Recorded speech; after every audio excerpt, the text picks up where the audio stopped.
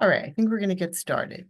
Okay, so welcome everyone. This is the PAP 1003 seminar on the Cura assessment and asynchronous virtual interviews for a variety of programs, but we're focusing on dental and medical today. I am pleased to be joined by Emma Demiriku, who is here virtually from Japan.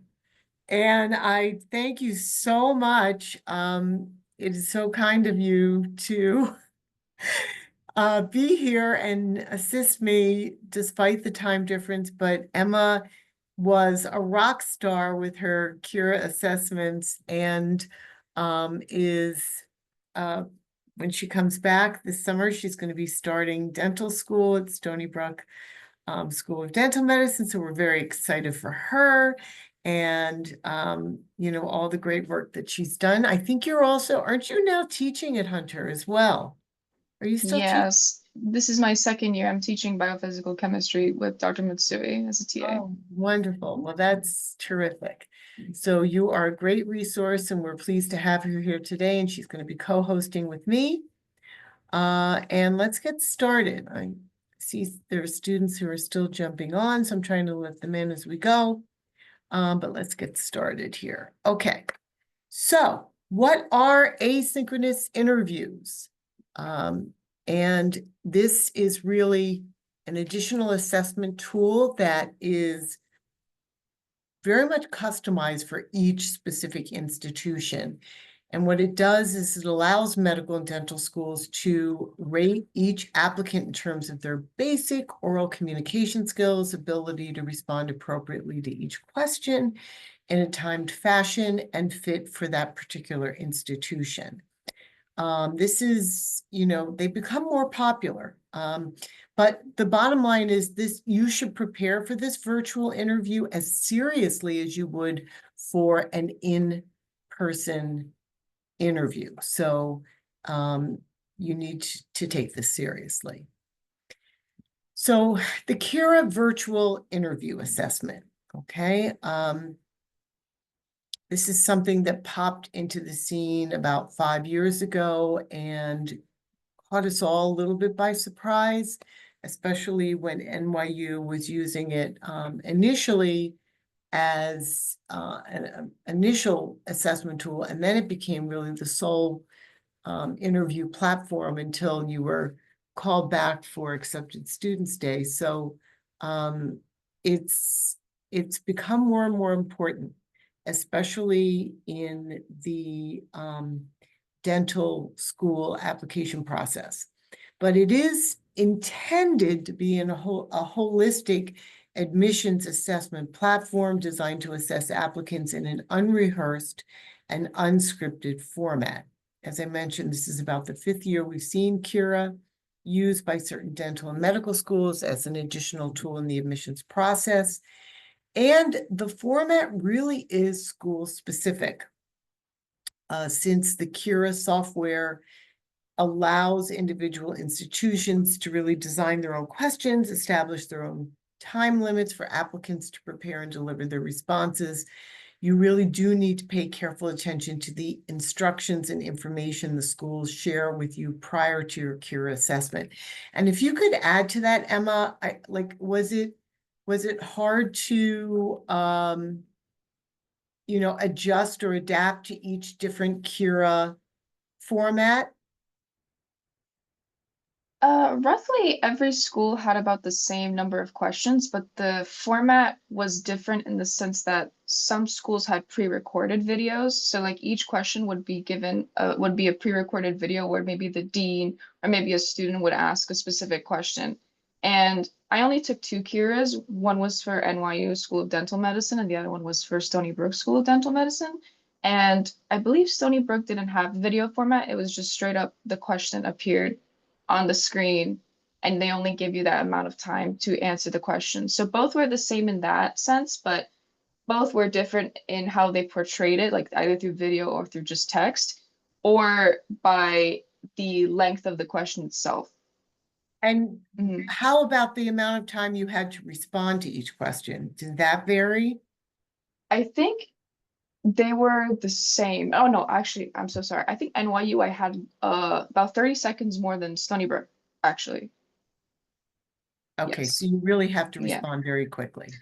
Yeah, I think NYU I had 2 minutes to respond, but Stony Brook I had only, I believe it was like a minute or a minute 30 to respond. But I think it was a minute 30 because I think a minute was not what I remember it being. But yeah. Okay, Mhm. interesting. Okay, so currently, in terms of medical schools using this Cura assessment, UC Irvine School of Medicine, University of Michigan, Des Moines University College of Osteopathic Medicine, UNE College of Osteopathic Medicine, Oregon Health Sciences University School of Medicine, and Philadelphia College of Osteopathic Medicine, and NYU Grossman School of Medicine. Not an extensive list, and perhaps it doesn't, capture the number of schools that you will be applying to, but it is something that seems to be expanding each year, and it always surprises the pre-health office when students come back and say, oh, by the way, I've just been invited to a Cura interview, because in prior cycles, they weren't using Cura. So, these things are becoming new to us as you're learning about them as well. For dental schools, NYU College of Dentistry, Stony Brook, those were the two schools that Emma interviewed at through Cura, and then UNE College of Dental Medicine, Detroit Mercy Dental in Michigan, Roseman College of Dental Medicine in Utah, and there may be others. And as I said before, we're surprised. So how are schools using this tool? Some dental schools are using Cura as the sole interview tool for assessing applicants due to the very large number of applicants and limited resources to provide one-on-one interviews. Other dental and medical schools are using Cura as sort of a preliminary interview assessment tool. And then what happens is the admissions staff will receive your Cura score along with your video and written responses, and the medical and dental school will then determine whether you move on to the next stage of the review.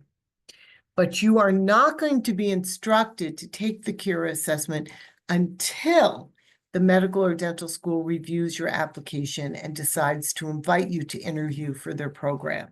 So it's similar to other types of interviews that you receive for these health profession programs that you're going to be applying to. Okay.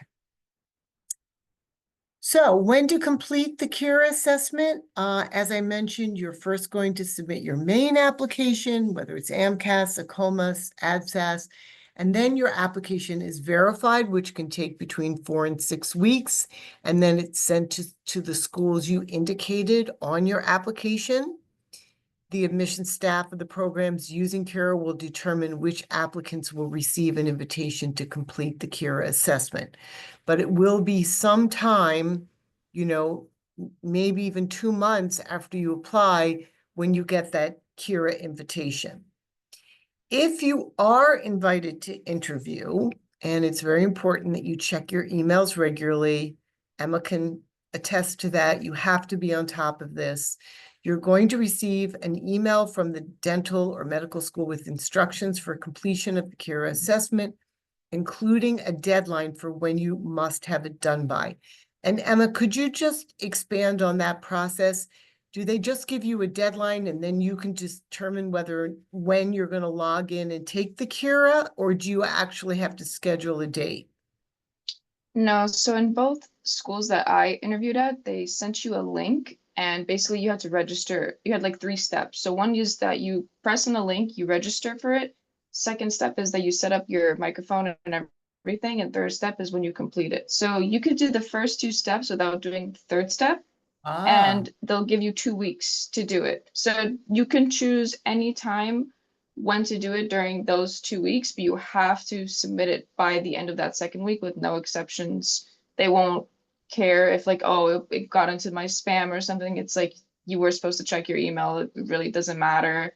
I've seen students, unfortunately, this cycle who come like that happened to them And when they tried to, email the school or call them, they were like, I'm sorry, like there's nothing we can do. We're going to move on to the next student. So please make sure you're checking your email every single day, and please make sure you're choosing a good time and not leaving it until the last minute in case you forget by accident. I mean, I'm sure hopefully there are certain exceptions for like medical emergencies or something like that. But the Yeah, bottom line is I would hope so too. yeah. But Yeah, just the very bottom strict. line is you really do need to be on top of it. So did you act right away to register and then you gave yourself that 2-week window? Yes, so what I did is that I did the registration for both of them on the first day just to be safe. And both of the curios I did, and I would probably assume this is the same for the other schools who give the 2-week window, is that it just leaves your registration as complete, but you just didn't complete the third step yet. So once you do that third step, which is the actual interview, that's when it's completely submitted and the school has it on their file. But I registered first. I did the setup, and I did the setup again before I started the interview to make sure that my camera and my microphone are working perfectly. And I gave myself about a week. I don't know. It depends on how you're feeling, how confident you're feeling in your answers, and whether or not you feel you practice enough. But I would not do it like when the 2-week hit, I was already like I already have done it because I wanted to just get it over with. I wanted to be safe. I didn't want to encounter any problems. Maybe if I waited to the last minute, something would happen in my life that would prevent me from doing it. So I would recommend if you have the 2-week mark, do it within the 1 week, just so you have it done and you just get it over with. Right. No, that's great advice. Okay. So the actual Cura interview process, as Emma just explained, you are going to log into an online platform. You register first, and then you have that deadline, the 2-week window, and then you go back and you do your systems check, and then you can begin to record responses to video and written questions, either through recorded video responses or written responses. Did you have written responses that you had to respond to, Emma? No, everything for me was either video or it was a text, and they were saying like, please respond with video. So I only responded by video the entire both of the Cura assessments that I Okay, completed. and I think maybe there are written responses for the medical school process, but I have Mhm. read about that. The interview can last between 30 and 60 minutes. Does that sound right, Emma?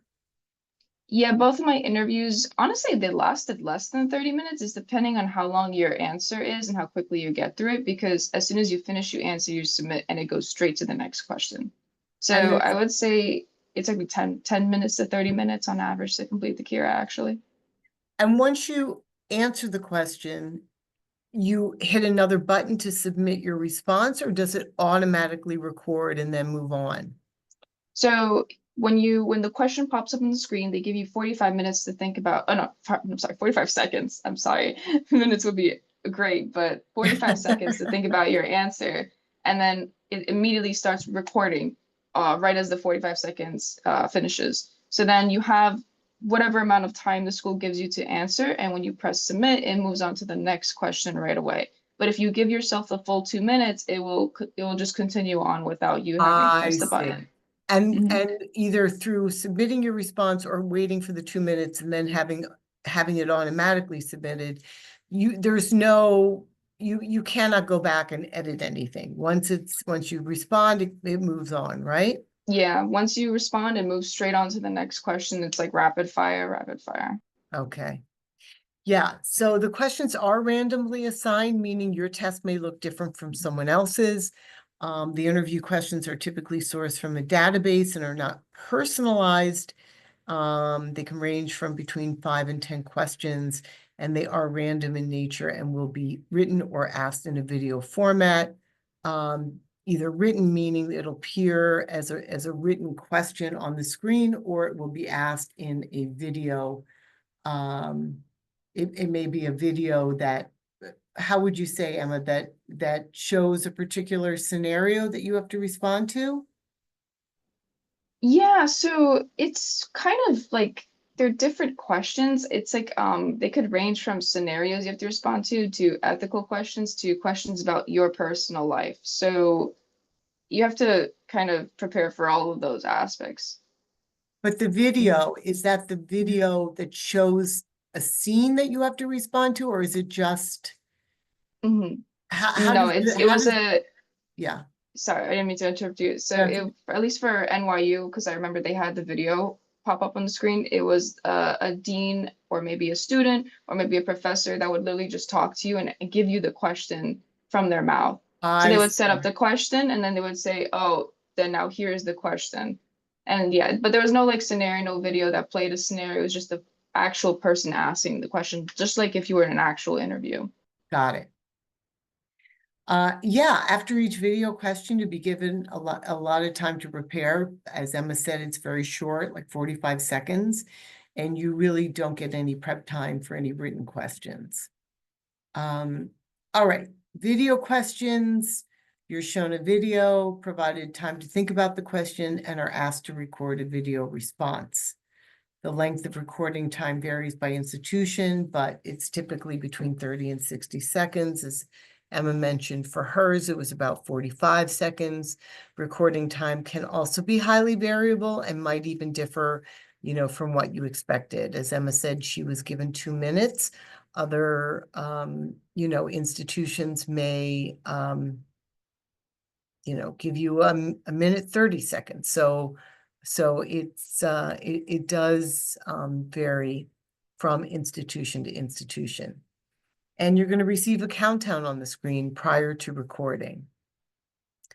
So for written questions, which Emma did not receive, but a question would appear in writing on the screen and you type a written response. And again, the time allowed for writing your responses varies by institution, and there's no preparation time for written questions. And the emphasis is really on a quick response. You don't have a lot of time to prepare. But for both types of questions, your webcam must be turned on to monitor you throughout the response. Again, this means you have to have a working webcam. So all of your computer and related equipment has to be in working order in order for you to get through this application cycle. So this is as much a technical issue as it is, um,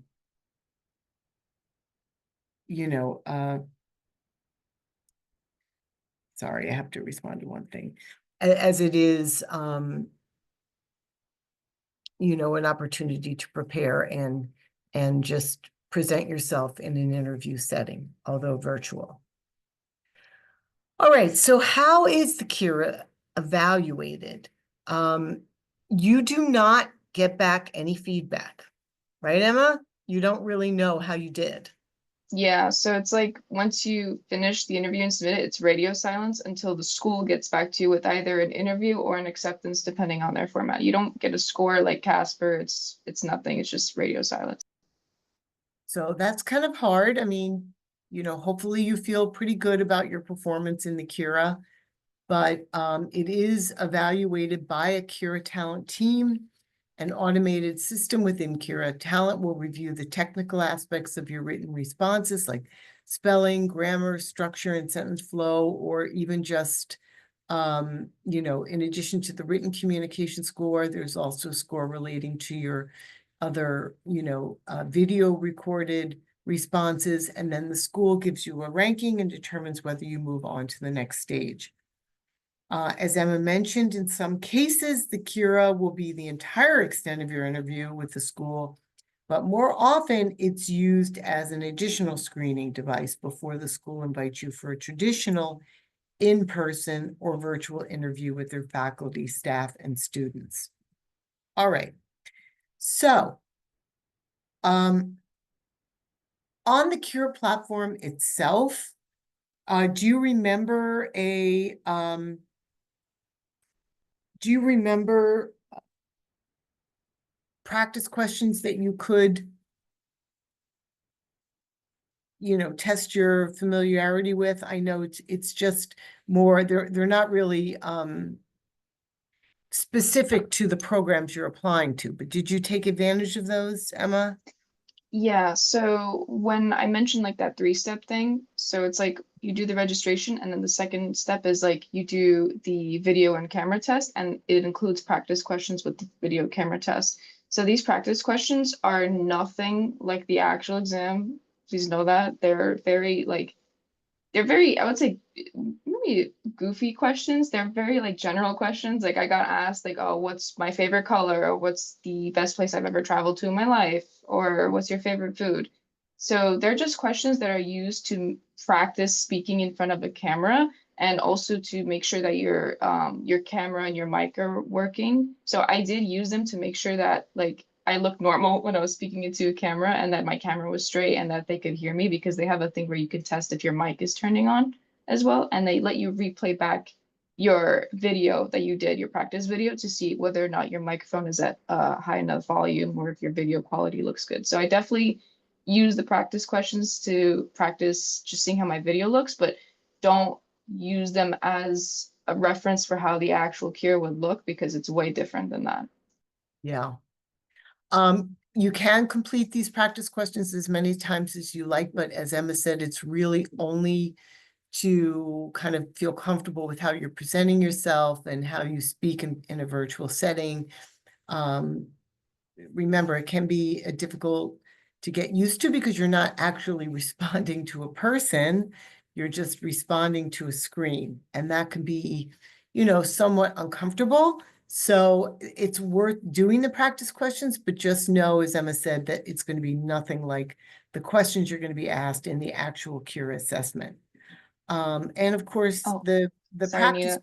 Yeah, go ahead. Just one thing I wanted to ask. I Yeah. almost forgot. So, actually, the practice questions were, I think they were actually made by the individual schools because when I was doing the NYU Kira, the practice assessment, the video of the dean came up and she gave the practice question, which I thought was interesting. So, like, she would ask me, "What's my favorite color?" And I guess it's supposed to be, like an example of how the format would be in the actual interview, which I thought was a little interesting.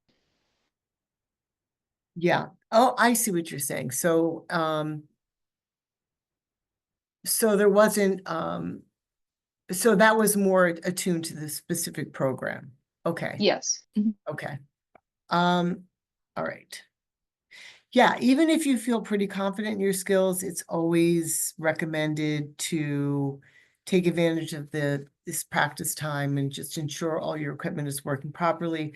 Did you also disable certain add-ons? Like, did you make sure that any alarms on your computer or any other connections were, uh, dismantled for purposes of taking the Cura?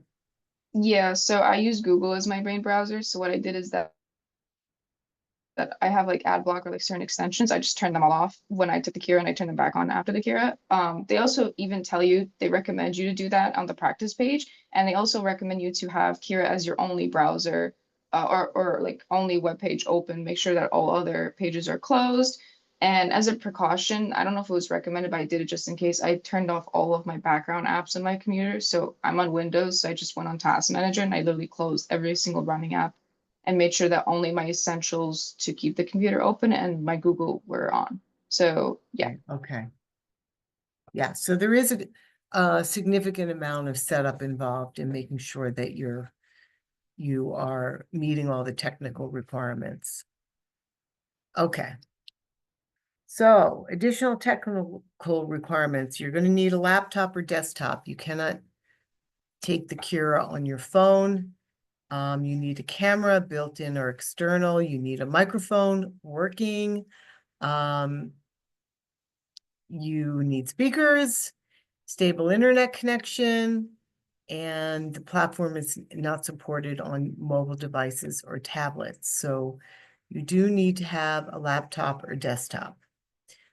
Set aside 15 to 30 minutes to complete the check-in process. And before taking the Cure assessment, update all software and operating systems on your computer, disable notifications, disable browser extensions, close unnecessary applications, browser tabs. Make sure your device is charged. right? I mean, that's a big one, but I'm always surprised when students just their computers die mid, mock interview because they just don't have their device charged. So make sure that you take every step and ensure that your performance is not disadvantaged by any technical requirements. Okay, in terms of sample questions, they do range, but I would say they fall into several main categories. There will be questions about your personality, questions about how you approach tasks, questions about your situational judgment and decision making, questions about your priorities, life philosophy or ideology, questions about communication and leadership style. And it really is important that you take the time to go online. There's, I couldn't cover all of them in this seminar because there are hundreds of possible questions, but there is a fairly lengthy article on both the Savvy Pre-Med and the BMO academic consulting site, which goes through many, many of the questions that you could receive on a Kira assessment. And of course, you want to practice, set up a Zoom session with a friend or a family member.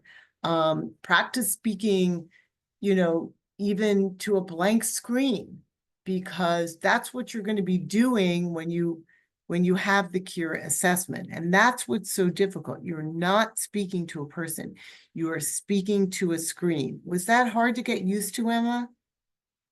Yeah, it was a bit confusing because at first I practiced with my partner, but then I'm like, it kind of doesn't even feel like I'm taking a cure at the moment. So I thought, personally, for me at least, the best way was to look in the mirror, or my bathroom mirror. Like maybe if I'm brushing my teeth, I'll maybe practice right there. Or right before the exam, I went from the mirror and I also practiced there. So it's a little awkward speaking to yourself and like watching your movements because you criticize every single little thing, but you'll get used to it. And when you take the exam, it'll honestly feel like nothing, like it won't feel crazy. It'll feel like you just got through it. So yeah. That's good. All right, a few questions you might that are typical on the Kira. Describe a time you demonstrated empathy in a challenging situation. Tell us about a significant ethical dilemma you faced in a healthcare setting. How do you plan to overcome potential challenges in the demanding medical or dental school curriculum? Explain a time you had to make a quick decision with limited information relating it to a healthcare scenario. What does patient-centered care mean to you, and how would you implement it in practice? Were there any questions that you remember, Emma, that really threw you? Yeah, so actually I remember a few, but I'll do you guys like the ones that I was not expecting. So one of them was how did you persevere through time to reach a specific goal that you had in mind? So it's like how like it's like the goal could be anything, but how did you just get through it? Like how did you work through to get that goal? So thinking about that in 45 seconds and picking a goal is a little Yeah, it is a very little hard. much. And I had two specific scenario questions provided to me by both schools. One of them was, let's say you're a D1 or whatever, you're in class and a student takes a picture of a patient's mouth while you guys are in clinicals. And obviously, you don't have permission to take a picture of that person's mouth. So they ask you, what are you going to do as a fellow student to correct this? Or what would you do in general based on what that student's actions were? And the other one was about if I was an actual practicing dentist and my patient wasn't a fan of the methodology I was using to treat their case. So how would I approach, offering a different treatment plan to this patient, or what would I do in general? Maybe would I recommend this patient to another dentist, or would I it's asking you what would you do in that situation as a practicing dentist, even though you're right now a pre-dental student. So they give Yeah. you pretty challenging scenarios. And I think one word that I just remembered right now was it. Can you recall a time when you practiced, like you were in a group setting and maybe you were either a team leader or a team member, and what qualities from that experience will you provide in your dental school environment. So Wow. you have to That- pick a very specific experience, and you had to explain what qualities you had during that experience that would help contribute to the environment when you were an actual dental student at their school.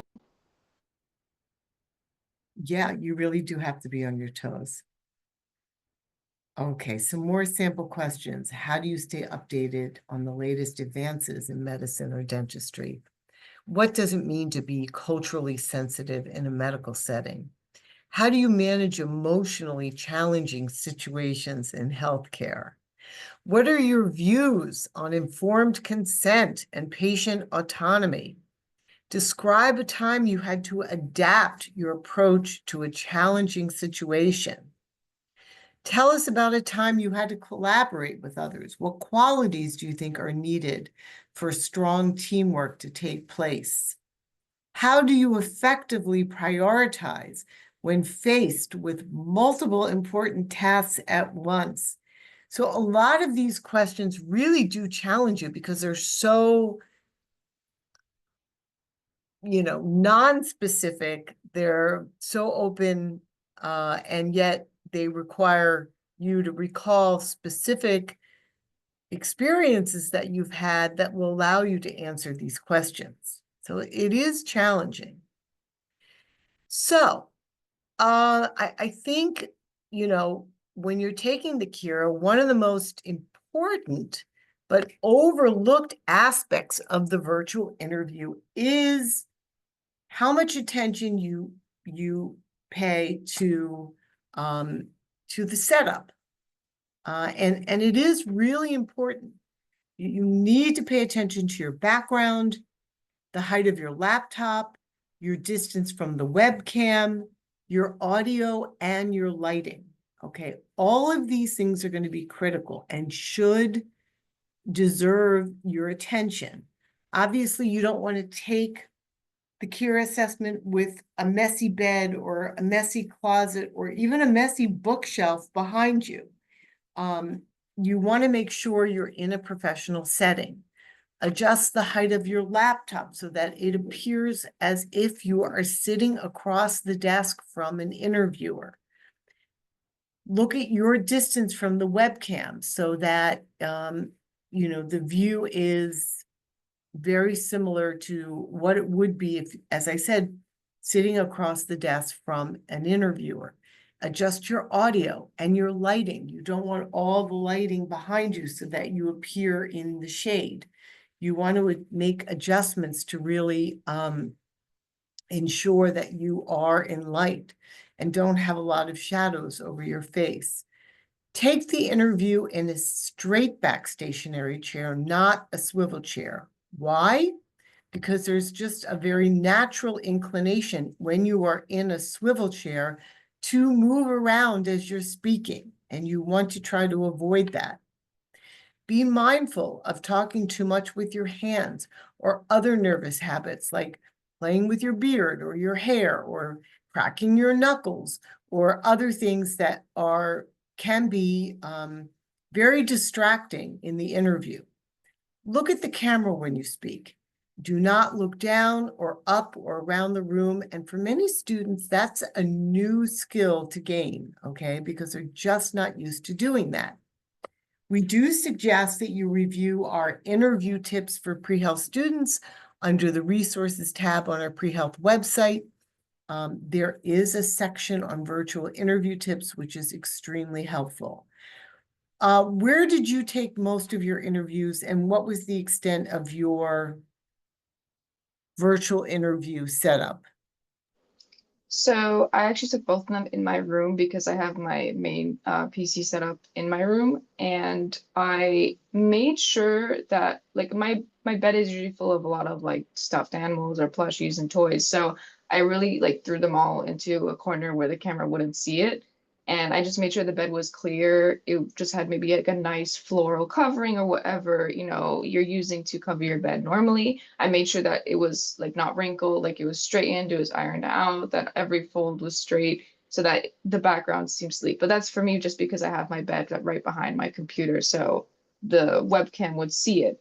I made sure that I was right about here with the camera, so they can't see my desk, and if they can't really see my hands, but they could see basically like a portrait version of me. But I wasn't like overhead like this, or I wasn't too low like this, straight ahead.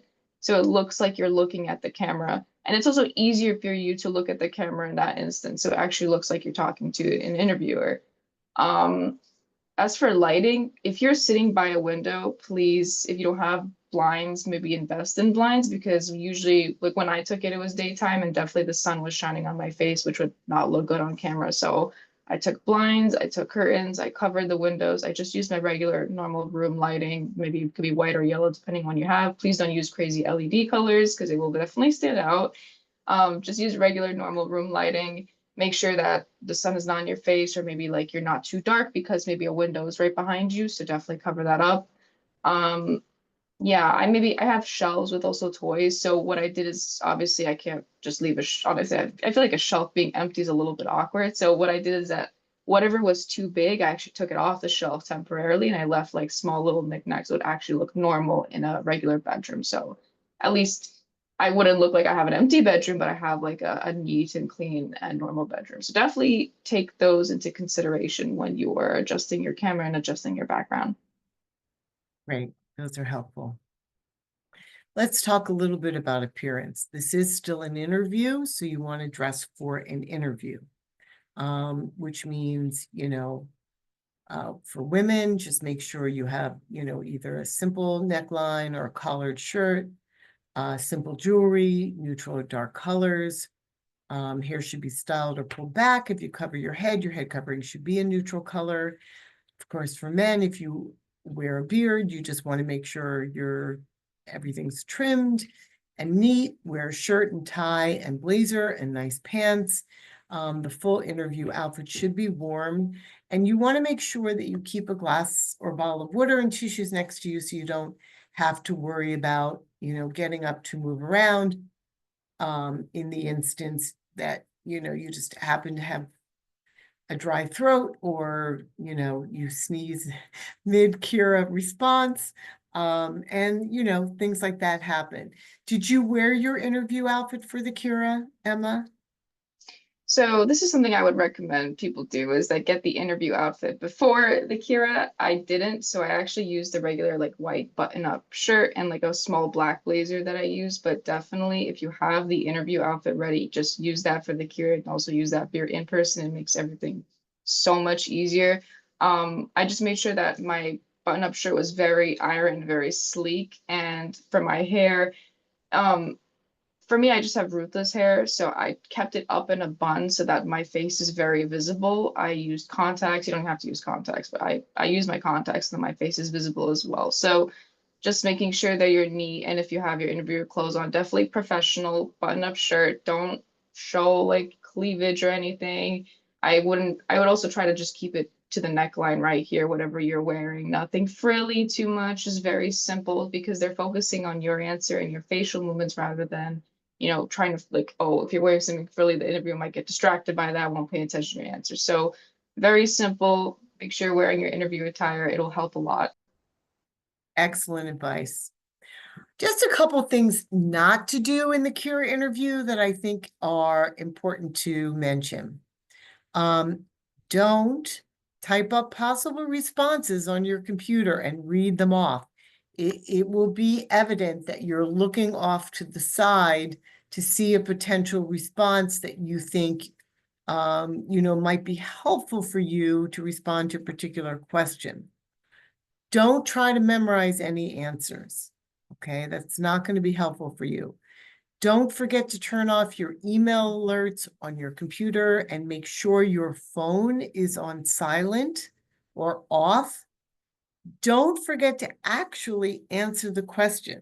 Okay, I know sometimes when you're nervous, you tend not to read as carefully, or you think you heard the question, but perhaps you're responding not completely to the question, but definitely pay attention and answer the question being asked. Yeah, and another thing, just to add to that same point, I actually has also someone asked me a question very similar in the chat. when you're being asked a question about like how did you meet a goal, obviously you need to do a setup to show like, oh, what's the scenario that you needed to do to meet that goal. But make sure, like for example, Stony Brook, I only had a minute 30 seconds.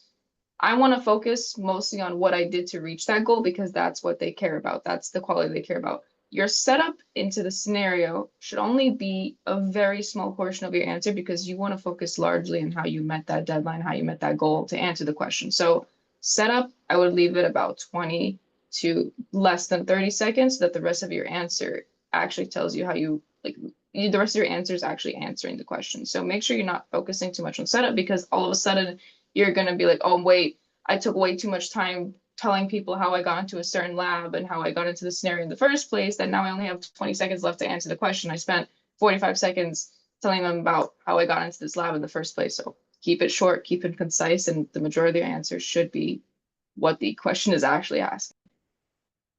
That's very helpful. Yes, I mean, just I would avoid listing activities or qualities without demonstrating why they're significant. Remember to show, not tell. Some of the best answers are told through telling stories that show how you achieved a certain goal or how you overcame a certain obstacle. Never put down others to elevate yourself. And, don't worry if you stumble a bit or stutter or lose your train of thought while speaking. They do realize there are human beings on the other side who are answering these questions. You just want to recollect yourself and move forward. So don't let it throw you off. All right. So I'm going to transition now to another asynchronous type of interview. It is for medical school and it's specifically for Lake Erie College of Osteopathic Medicine. But because Emma's here and she is specifically here to talk about Cura, and Cura has been, used importantly by dental schools, I want to give everyone the opportunity who may not be applying to medical school and may not be applying to LECOM or having to take this asynchronous video interview, the opportunity to ask Emma their questions. So, and because Emma's coming here all the way from Japan, I don't want to keep her on longer than she has to be. So, please, any students here who plan to be applying to dental school and have questions about the Cure, or any students who are planning to apply to medical school but may encounter Cure in their medical school applications process and want to ask Emma questions. So I will let you unmute. We're not a huge group, so please feel free to unmute and ask Emma your question. Just make sure you tell us your name so we know who we're speaking to.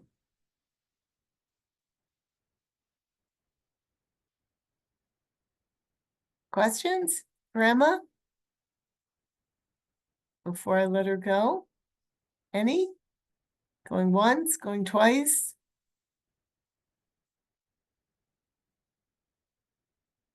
All right, Emma. Well, is there anything I'm missing? Okay. I just put So, my email in the chat in case people had extra questions. great. It'll be my Well, Gmail, okay? I do appreciate your time here today and wish you all the best. Stay safe, travel safe, enjoy the rest of your trip, and all the best to you as you start Stony Brook. And I think it's very exciting. So we're excited for you. Thank you so Yeah, much. and we appreciate it. This is your advice and the information you shared today is extremely, extremely helpful to all of our aspiring dentists and physicians. So thank you so much for that. No, definitely. Good luck to everyone. I hope your Kira or your interviews in general go well and cycle goes well for all of you. And thank you, Nina. Goodbye. Bye-bye. Okay, so for the rest of you, I am going to ask that you stick around just to hear about the LECOM video interview. This is another asynchronous interview that is on a different kind of platform. It's not the Cura platform, but it is important that if you're applying to osteopathic medical schools, we do ask that you apply to LECOM because it's one of the most popular osteopathic medical schools that our students apply to and are accepted to, and the asynchronous video interview is an important aspect of that. So when you apply to medical school and when you apply to osteopathic medical schools through the ACOMAS application, and you put LECOM in your, which is Lake Erie College of Osteopathic Medicine, hopefully after your application is processed and sent out to the schools, including LECOM, that you're applying to, you're going to get an email from LECOM, and it's going to say, this unique process utilizing asynchronous video technology will allow the admissions committee to assess your interest in medicine and your capacity to verbally articulate your thoughts and ideas. And when you get that email, it has to be submitted no later than Monday of the week of your information session. So you're going to sign up for an information session, and you don't want to wait and sign up for the last date. You want to sign up for the earliest date. You can submit your asynchronous video interview well in advance of your information session date, but it's not going to be reviewed by faculty until the week of your session. But the best advice I have for you is don't procrastinate. Book your information session, plan accordingly, and make sure you complete the asynchronous video interview prior to that date. Get it done early in the process. So you have to take the virtual interview in one sitting. You can't start it and then finish it on another date. Once you start it, the video session must be completed in one sitting, and it really only takes about 15 minutes to complete. But you can't start your video interview, stop, and then resume recording. It has to be all done in one session. So plan accordingly, right, to ensure you have no interruptions. You don't want, I mean, obviously you can't avoid things like fire alarms going off or other alarms outside your apartment going off, but you can try to be in a place that's, you know, has stable internet and has a relatively quiet background and settings, so you know you don't have to be interrupted. There are typically 5 questions. You get 1 minute and 30 seconds to respond to each question. Okay, so that's pretty fast. That's pretty short. The screen will display the time remaining so you can pace your response. When the time runs out, the video abruptly shuts off, and then you have to move on to the next question. So there are no chances to redo your responses or to stop the video from proceeding so you can finish your response.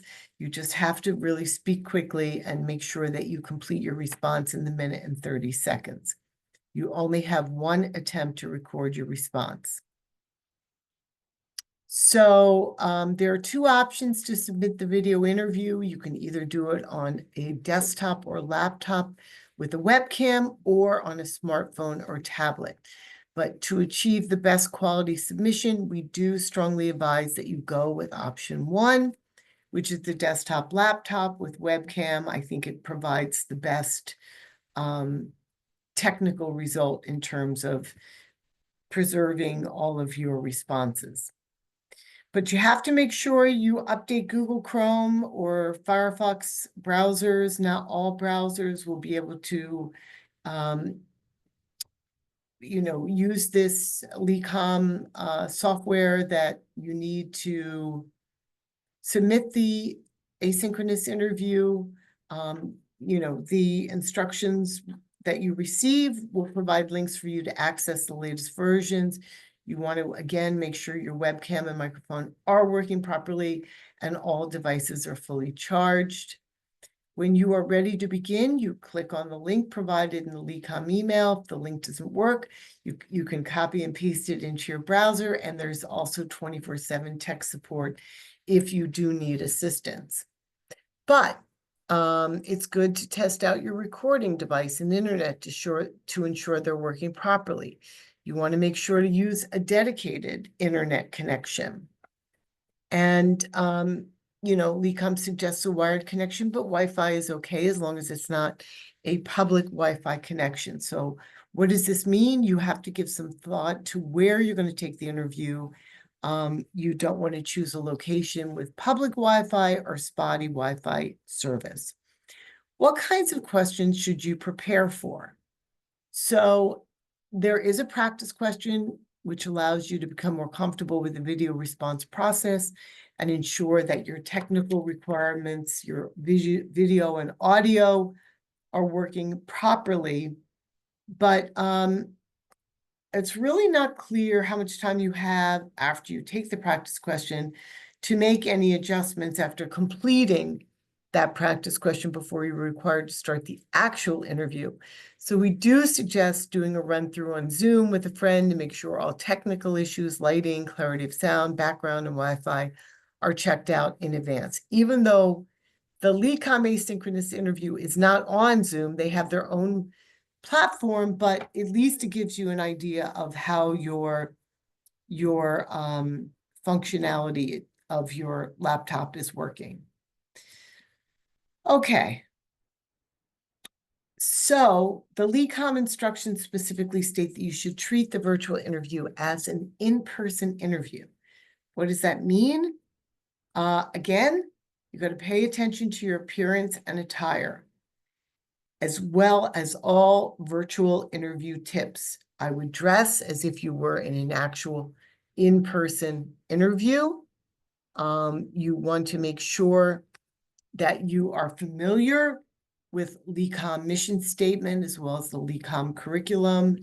LECOM does promote excellence in education, research, clinical care, community service to enhance quality of life. They believe in a holistic approach to care. They emphasize professionalism, and you have to think about what that means, what professionalism means. They also, of course, do focus on family medicine.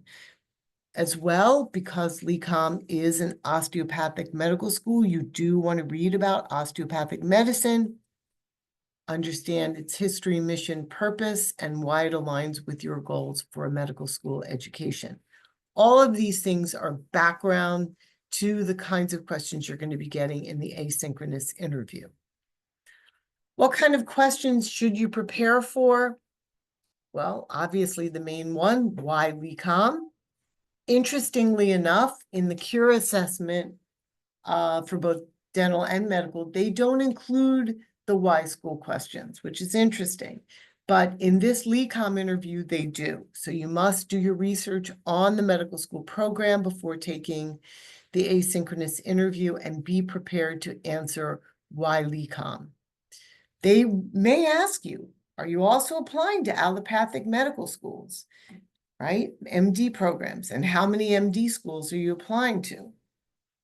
And I think an appropriate response for that is, you can say you're applying to selected MD programs, up and down the Northeast coast, that align with your goals for medical school education and is also as advised by your pre-health advisor. You don't need to state specifically, I applied to 10 MDD programs and these are the ones I applied to. I think they're just trying to get a sense of, are you really all in for osteopathic medical school, or are you also applying to MD programs? And if so, how many and why? They may ask, what does professionalism mean to you? How do you feel about problem-based learning, right? And that's a very critical aspect of the curriculum at LECOM, the PBL format, giving you a scenario and posing a problem and having you think about that scenario in a small group setting and work through it. That's the PBL curriculum as opposed to just didactic lectures and exams on those lectures. So you have to feel comfortable with that kind of curriculum. They may ask who your greatest influence is or what are some of your favorite books. other questions to prepare for. Tell me about a difficult situation you encountered and how you handled it. What is your greatest achievement? What would you do if a patient was non-compliant? Okay, so some challenging questions there. How do we maintain empathy in medicine, right? I mean, we talk a lot about empathy and being empathetic in terms of our provision of medical care, but one problem is that, you know, after you go through the rigor of medical school and then you're thrown into the practice of medicine, which many times requires you to see numerous patients in one day, it's difficult to maintain that empathy for certain, not all physicians, but for certain physicians. So, you know, they may ask you, what do you think we can do to maintain empathy in medicine? Do you have any concerns about attending medical school in Erie, PA, or Elmira, New York, where their campuses are located? So you might have connections to those locations. You may have relatives in more rural areas, or maybe you just decide, you know, are interested in attending medical school in a more rural area. So again, just be ready for those kinds of questions. And there may be other questions, including just the tell me about yourself question. So you do need to be prepared for the basic interview questions. I want to thank you all for coming today. You know, we in the pre-health office do not provide individual mock sessions for asynchronous interviews, okay? We just can't, we don't have the resources to do that. But this prep session is your opportunity to ask your questions, express your concerns. As with any virtual presentation, preparation and practice are really the key to feeling comfortable when you're taking the actual interview. So as Emma explained, you want to be able to, you know, practice responding to a mirror where you're just looking back at yourself, or maybe with a colleague who Zooms with you but turns off their camera. So all you're doing is looking at a blank screen. But these are ways you can become comfortable with this. But with the growing use of AI by many medical and dental school programs, as well as by applicants, the CURE assessment and other asynchronous virtual interviews do provide a way for medical and dental schools to provide a more holistic review of your ability to think and communicate your thoughts without assistance. So I don't think it's going away anytime soon. It's also a way for these programs to assess the person behind the application and to determine your fit for the program and the profession.